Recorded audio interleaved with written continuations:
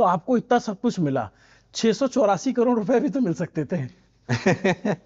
वो 684 क्या करोड़ हुआ था वो 684 करोड़ का? क्या कहानी है? कौन है जिसने आपको ऑफर किया था कि मोशन कोचिंग में इन्वेस्टमेंट करना चाहते हैं या फिर आपसे खरीदना चाहते थे? क्या था वो तो मामला? एक्चुअली वो बातचीत हो रही थी खान सर और अलग सर की कि उनको ऑफर करा, वो हंसी के विषय में चल रही थी।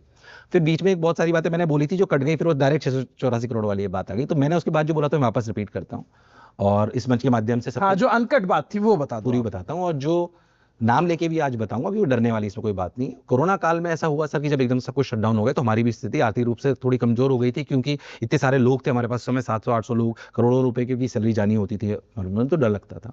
उस समय बाइजू बिल्कुल पीक पे चल रहा था। तो बाइजू सर जो हैं वो रविंद्रन बाइजू, आप जानते होंगे, बहुत डिटेल में इसलिए बता रहा हूँ, आज तक मैंने कभी रिवील नहीं करा इस बात को, बच्चे भी शायद पहली बार ही सुन रहे होंगे।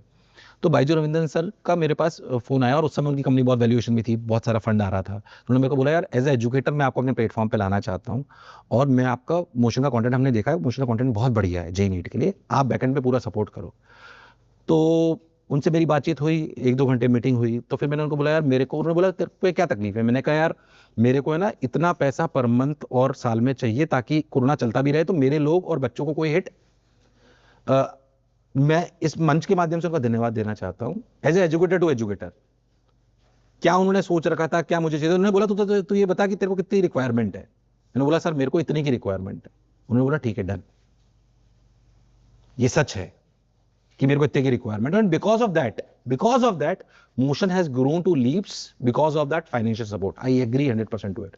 जो उन्होंने टोटल बोला था वो पूरा नहीं कर पाए, क्योंकि उसके बाद वो डाउन होने लगे। पर मुझे 1% उस बात की कोई शिकायत नहीं। कई लोगों ने उन पर उसके बाद केस करे जिनके वो पैसे पूरे नहीं दे पाए, मेरे को बिल्कुल शिकायत नहीं, क्योंकि हमारा टाइम निकल चुका था।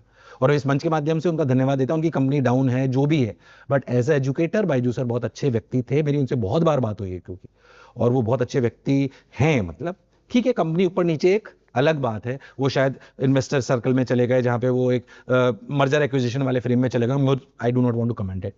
दूसरी बात जो आपने 684 की करोड़ की बात हुई, अनअकैडमी आप सब लोग जानते हैं। तो अनअकैडमी वाले जब ऑनलाइन से ऑफलाइन में शिफ्ट हुए, तो ऑफलाइन चलाना छोटी मोटी बात नहीं है। तो जब उन्होंने they have open there centres, they were struggling. तो उन्होंने मेरे को बोला, यार आप हमारे ऑफलाइन सेंटर्स को चला सकते हो क्या? उनको उनको लगा शायद एनवी सर, उनकी टीम में वो दम है जो ऑफलाइन सेंटर्स को वो चला सके। It was opportunity for us.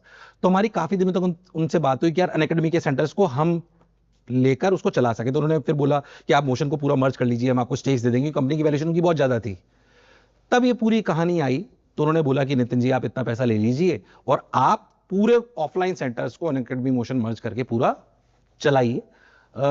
जाहिर सी बात है कि उतना बड़ा फिगर अपने जेब में आना अपने आप में आज भी बहुत बड़ी बात है। बट फिर अगेन घर पे बात हुई, जैसा मैंने बोला कि, पर मैं अनअकैडमी का भी धन्यवाद देता हूं। दे हैव कंसीडर्ड अस कि नहीं यार, दे हमारे में पोटेंशियल है। उससे हमें कॉन्फिडेंस मिलता है कि हमारे में पोटेंशियल था, तभी इतनी बड़ी कंपनी ने हमें ऑफर करा। बट हमें लगा कि शायद हम हमारी फ्रीडम खो देंगे, और जो कर पा रहे हैं, क्योंकि कई बार आप सिर्फ प्रॉफिट के लिए नहीं करते हो, ऐसा नहीं हो इन्वेस्टर सर्कल में जाने की वजह से थोड़ा सा रुक जाए।